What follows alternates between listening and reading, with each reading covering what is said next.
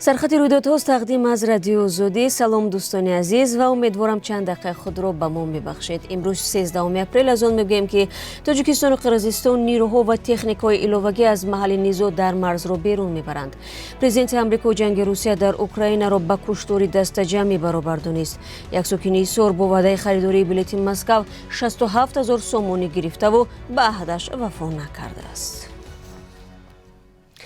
تاجیکستان و قرقیزستان برای بیرون بردن نیروهای خود از محل درگیری در مرز به موافقه رسیدند. خدمات مرزبانی قرقیزستان خبر داد که این تصمیم در جریان ملاقات سردار بخش سرحدبانی ولایت بودکند کیالبек толонбоев با همتای تاجیک خود حکمتالله پیراکов قبول شده است. شام دیروز در مرز دوباره تیرپرانی رخ داد. مطلوبه جورابوی و معاون رئیس جماعت خسته‌ورزی نویه غفورов میگوید تیرپرانی حدود 10 دقیقه ادامه کرده است. خیلی که شمایان دیده ایستادید وضعیت در جماعت دیهاتی خسته‌ورز آرام است. خلق یگان خیلی به تهلکه افتاده است. ما که این حالت یکمین بار نیست، ما در حال گروه ترغیباتی داریم در جماعت دیهاتی خسته‌ورز و آن محلهایی که نزدیک سرحدی میباشند 5 محله ما نزدیک سرحدی آنها را آگاه کردیم که هوشیار باشند، هوشیاری زیرکی را از دست ندهند. خلق به یگان خیلی تهلکه افتاده است. آرام. در مجموع در خسته‌ورز چقدر زندگی میکنه در حالی؟ 62,000. زیاده از 62,000.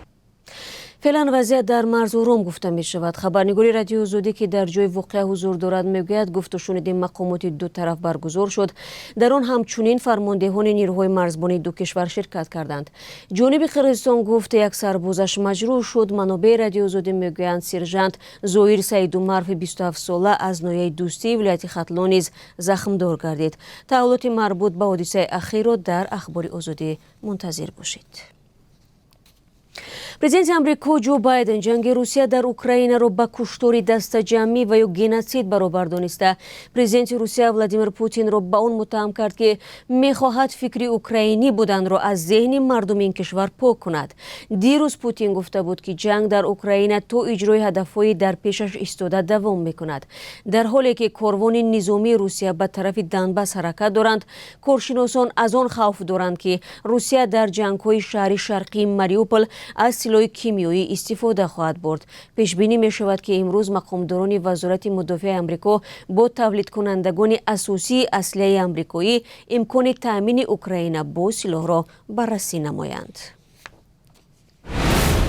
تاجیکستان نیت دارد در 3 سال نزدیک واردات شکر را بیش از 20% افزایش بدهد. طبق پیش بینی تا سال 2024 حجم واردات شکر به 205,000 تن رسانیده می شود. سال جاری این رقم 175,000 تن در نظر گرفته شده است.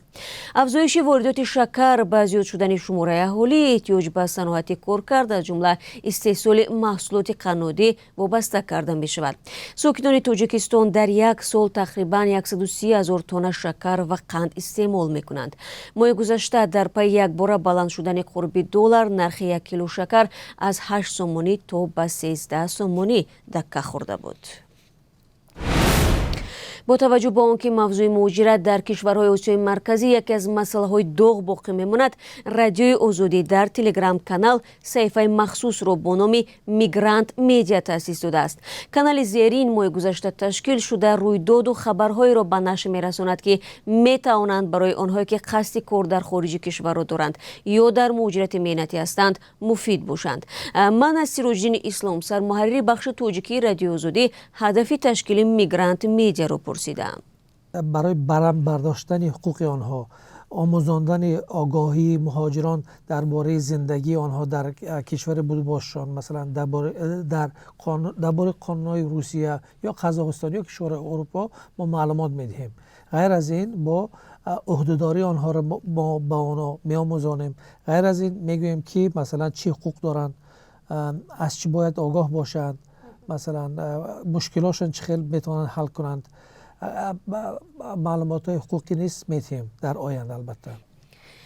دوستان عزیز، صحبت کامل در آزادی ویدیو گذاشته شده است. دعوت ما از شما بینندگان گرامی این است که به تلگرام کانال میگرانت میدیا بپیوندید. در همین حال مقامات تاجیک برای کارگران خارجی امسال 7,500 کوته کاری جدا میکنند. هم از سال هزاران نفر شهروندان خارجی طبق قراردادهای بین دولتی در دایره لایحه‌های گوناگون سرمایه گذاری که در کشور راه اندازی میشوند فعالیتشان را به راه میمانند. سال گذشته طریق کوتا شهروندان چین، ایران، ترکیه، ازبکستان، روسیه، قزاقستان کار کردند. از این بین بیش از نصف کوتاها یعنی 4900 عدد به چینی ها جدا شده است. برخی از کردیندگان و ساکنان عادی از مهنت دوستی و انتظام آهنین چینی ها در اجرای کار ستایش میکنند، اما برخی دیگر از آن ناراضی‌اند که آنها جای کاری تاجیک ها را تنگ کردند. یک ساکنی سور با اون گمان بر می شود که با وعده گرفتن 7 بلیت پرواز دوشنبه مسکو ساکنی دیگری همین شهر را فریب داده است. وزارت کارهای داخلی میگوید تابستان سال گذشته فرد متهم از جبریده 67,000 سومانی گرفته است، اما به وعده‌اش وفا نکرده است و مبلغ گرفته را به فایده خود صرف نموده است. نسبت این حالت تفتیشات ادامه دارد. مقامات حفظی حقوق در یک سال اخیر درباره بازداشت چندین نفر با اتهام فریب دادن مردم با وعده خریده دادن بلیط خبرها نشر میکنند. وزیر کارهای داخلی تابستان سال گذشته گفت که در این رابطه 15 پرونده جنایتی گشوده شده است. بینندگان عزیز، حال قرب اسعار خارجی در تاجیکستان را برایتان اعلان میکنم. بانک ملی برای امروز 1000 روبل روسی را 150 سومانی و 50 درم تعیین کرده است. نرخ $1 12 سومانی و 50 درم و 1 یورو 13 سومانی و 56 درم می باشد. دوستان مهربان، من نشر نوبتی سرخط رویداد را به پایان میبرم. همکارانم ساعت 16 به وقت دوشنبه و 14 به وقت مسکو اخبار آزادی را تقدیمتان میکنند. ملاقات نوبتی من فردا در همین وقت خواهد بود. روزگارتان خوش.